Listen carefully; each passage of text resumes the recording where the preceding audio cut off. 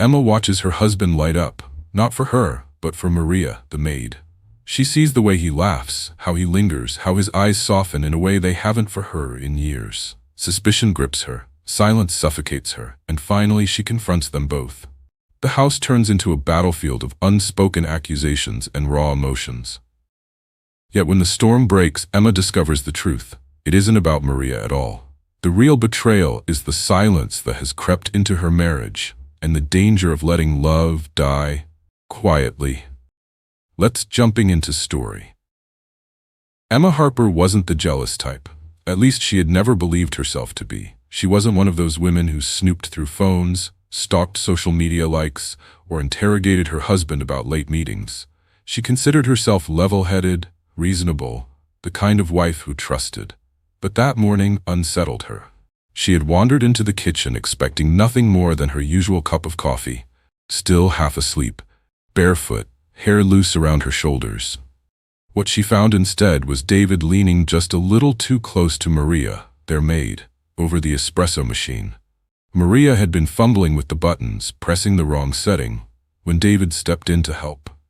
His hand brushed hers, and then came a sound Emma hadn't heard in far too long. His laugh. It wasn't the polite laugh he gave to clients, or the forced chuckle he used at neighborhood barbecues. It was warm, easy, unguarded. It was the laugh Emma remembered from their early years of marriage, back when they would stay up late eating pizza in their first cramped apartment. Only now it wasn't directed at her.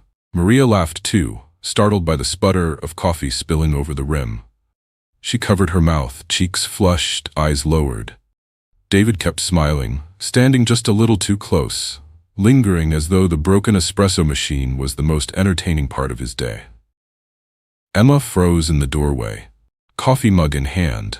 Something inside her stiffened. She did not say a word, but her silence carried weight. Maria busied herself immediately with wiping the counter, her movements quick and nervous. David straightened, adjusting his posture as if suddenly aware of being observed. It was nothing, Emma told herself, an innocent moment. But the image carved itself into her memory like a photograph, sharper than it should have been.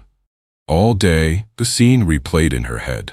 While she folded laundry, she remembered the look on David's face, open, bright, almost boyish. While she typed out emails, she saw again the way his hand had brushed Maria's. While she checked the oven, she thought of the soft curve of Maria's laugh and how easily David's had joined it. She hated herself for noticing these details, for cataloging them like evidence. But she couldn't help it. David had always been the sort of man people noticed. Tall, clean-cut, confident without arrogance. It was what had drawn her to him in college, what had made her fall in love.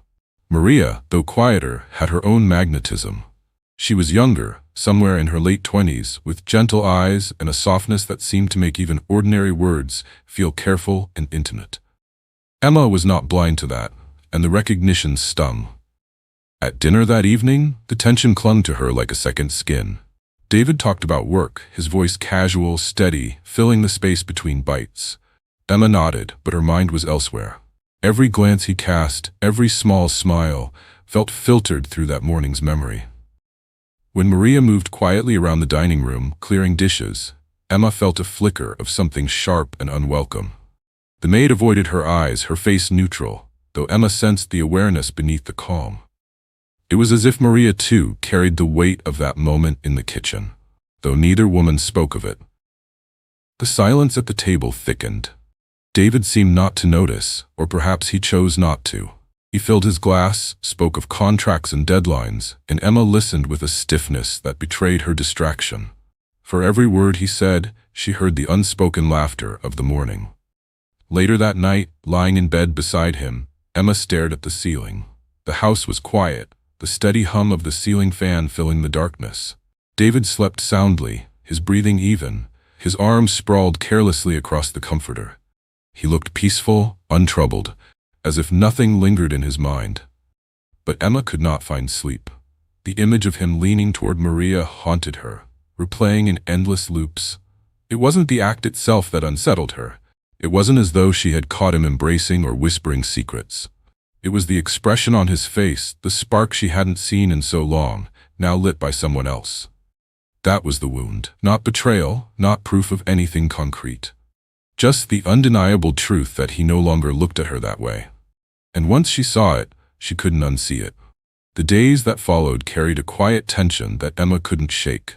What had once been ordinary routines, morning coffee, evening dinners, the steady rhythm of domestic life, now felt sharpened, every moment laced with suspicion. It was as though the air in the Harper household had grown heavier, infused with something unseen yet impossible to ignore. David carried himself as though nothing had changed. He still left early for work, his briefcase in hand, a quick kiss brushed against Emma's cheek before the door clicked shut.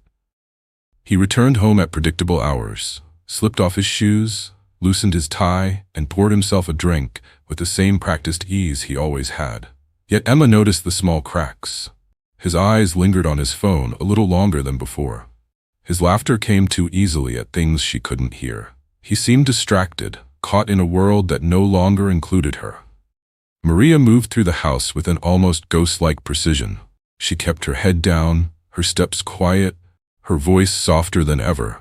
Emma found herself studying the maid's every gesture. The way she wiped the counters, the way she folded blankets, the way her hair fell into her face when she bent to scrub the floors.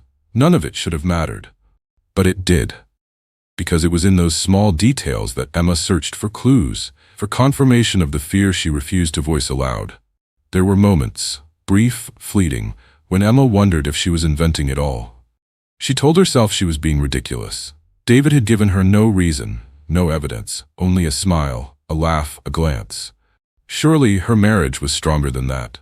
Surely she wasn't the sort of woman who unraveled over nothing. Yet every time she tried to brush the thought away, it came back sharper, more insistent. The evenings were the worst. Dinner became a quiet performance, with David talking about work in a steady voice, while Emma nodded, her mind running elsewhere. Maria moved in and out of the dining room, her presence impossible to ignore. Emma began to notice how David's gaze sometimes followed Maria when she left the room, not in an overt or obvious way, but enough to make Emma's chest tighten. It was never long, never lingering, but it was there, and it was more than she could tolerate. At night, she would lie awake while David slept soundly beside her. She studied his face in the dim glow of the clock on the nightstand. There had been a time when she had felt certain of him, certain of them, when the bond between them had been a kind of unspoken promise that nothing could erode. But certainty was slipping from her now, grain by grain, and she felt herself grasping at it with desperation. The house itself began to feel like a stage for her doubts. The kitchen, once warm with the scent of coffee and conversation, now carried the residue of that laugh she could not forget. The hallway seemed longer, quieter, every footstep echoing too loudly. Even the garden, where she used to sit in the evenings, felt unsettled, as if the silence carried secrets she wasn't meant to hear. And then came the moment that confirmed her fears, or at least deepened them to the point of no return. She had been walking toward the kitchen one afternoon when she heard it again. Laughter. Not the polite kind, not forced or shallow, but the same unguarded sound that had pierced her the first time. She paused in the hallway, her hand against the wall, listening. Maria's laugh floated out, followed by David's. Light and easy.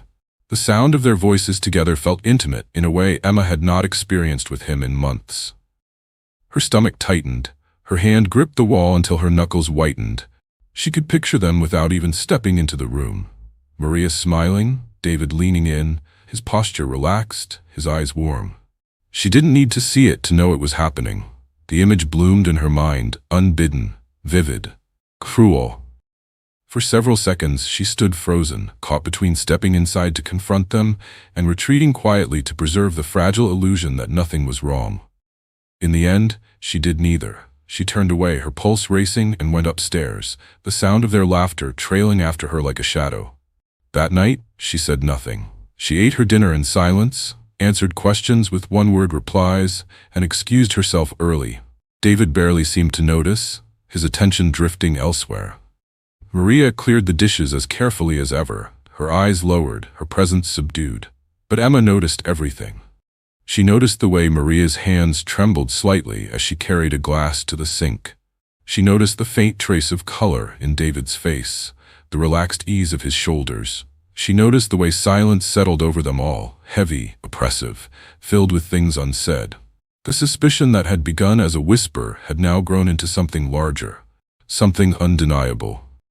And Emma knew, deep in her chest, that the truth, whatever it was no longer something she could ignore. It happened on a Thursday afternoon, the kind of ordinary day that should have passed unnoticed. The sun slanted through the blinds, casting narrow stripes of light across the hardwood floor.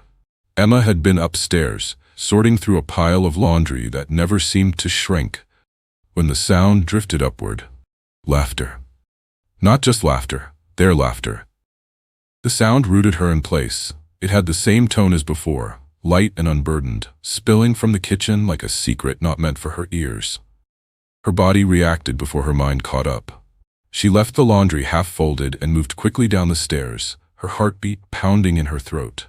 When she stepped into the doorway, she didn't need words to confirm what she already knew. David was leaning against the counter, his tie loosened, sleeves rolled up.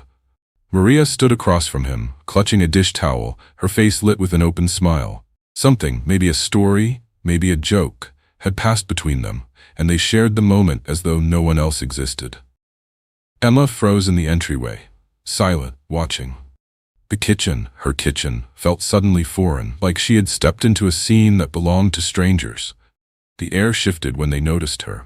Maria's smile vanished instantly, her eyes dropping to the floor. David straightened, his posture stiffening as though caught in something he couldn't explain.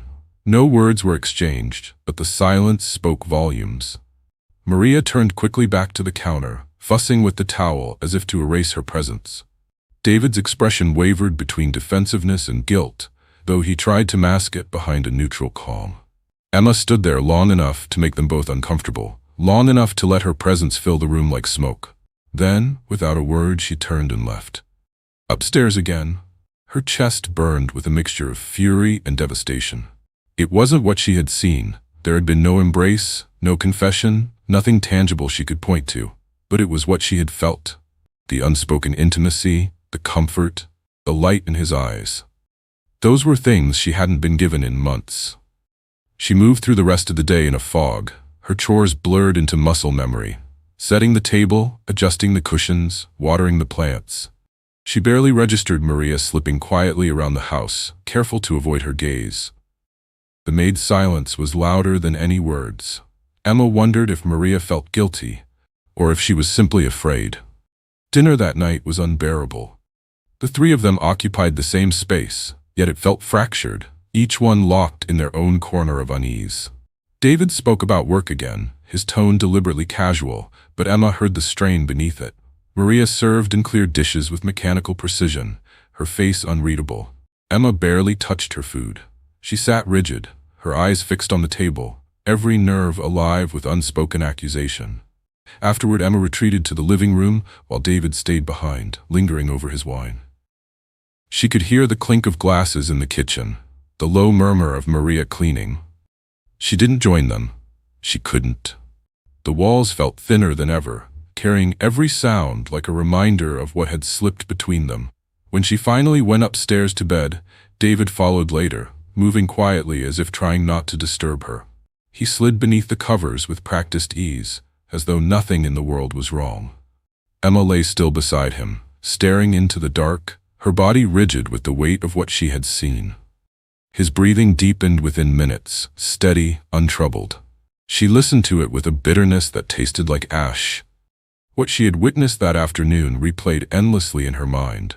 The tilt of his head, the ease of his stance, the spark in his eyes that she hadn't earned in years.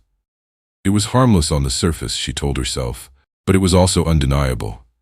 The bond she had once shared with him, the quiet laughter, the gentle familiarity, now belonged, at least in part, to someone else.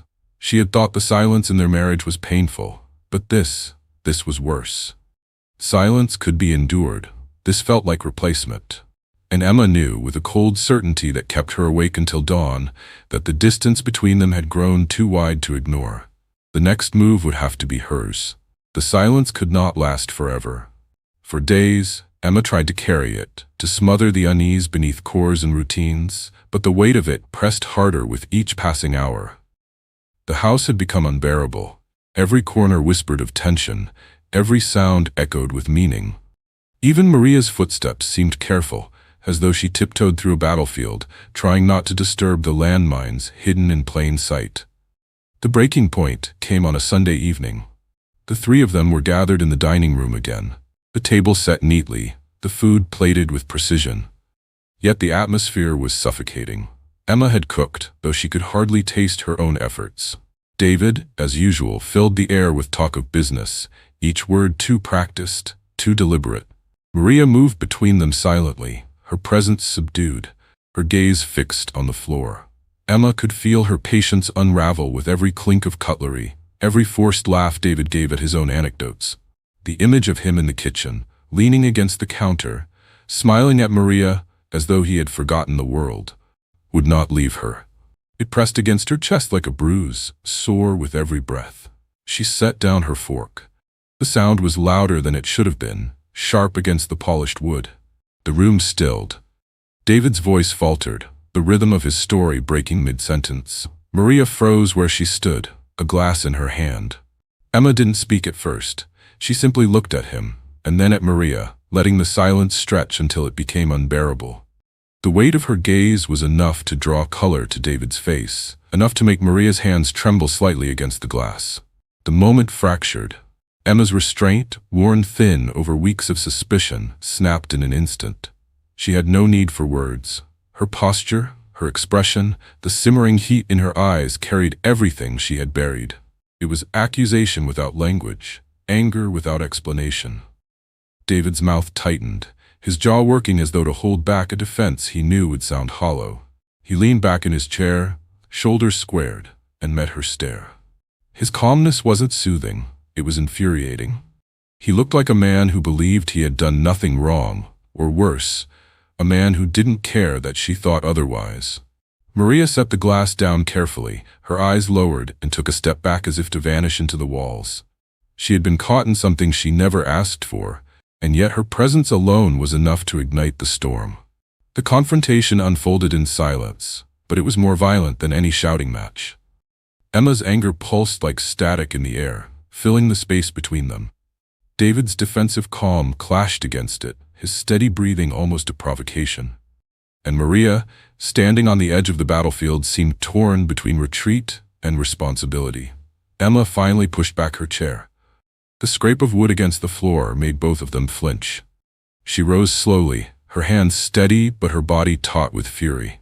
She walked away from the table without a word, but the act itself was loud enough. It was a declaration, a verdict, a refusal to sit quietly in the cage of their silence.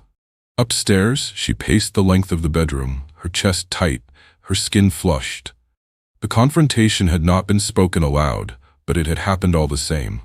She had stood in front of them both, her anger laid bare, and for the first time, they had seen it.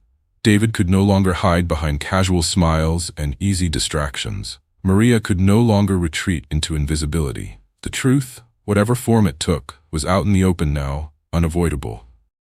That night, when David entered the bedroom, the air between them was unrecognizable. He undressed quietly, set his watch on the nightstand, and slid beneath the covers. Emma did not look at him. She remained seated at the edge of the bed, her back rigid, her eyes fixed on the window. Outside, the street lamp flickered, the only movement in a night that felt endless. For a long time, neither spoke. Their silence was not the comfortable kind that once bound them together, nor even the weary kind of long marriages. It was sharp, hostile, humming with everything unsaid. When David finally reached out, placing his hand lightly on her shoulder, Emma flinched as though burned. She did not turn to face him. She did not let him explain. The touch fell away quickly, leaving behind the hollow weight of absence. It was then, in the darkness of that room, that Emma understood something undeniable. Whatever this was, betrayal, neglect, or something in between, it had already fractured them. Words could not erase what had been seen. The only thing left was to face the truth. Thanks for listening. Hit the like button, and don't forget to subscribe.